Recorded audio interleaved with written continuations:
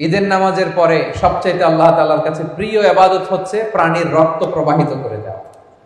এবং বিষ্ণু ইসা ইসলাম বলেছেন কিয়ামতের দিন এই প্রাণী তার শিং, তার চামড়া, তার পশম নিয়ে বিশাল সওয়াবের পাহাড় হয়ে দাঁড়াবে। পড়েন আল্লাহু আকবার। এজন্য হুজ্জাজ বাইতুল্লাহ যারা হজে আছেন, আল্লাহ তাআলা তাদের হজকে কবুল করুন। আমরা যারা কুরবানি করছি, আল্লাহ তাআলা আমাদের কুরবানিকে কবুল করুন। এই কুরবানি এটা হতে হবে হালাল উপার্জন থেকে। ইন্নামা ইয়াতাকাব্বালুল্লাহু মিনাল মুত্তাকিন, তিনি শুধু মুত্তাকিদের পক্ষ থেকে কবুল করেন, হালাল থেকে তিনি কবুল করেন।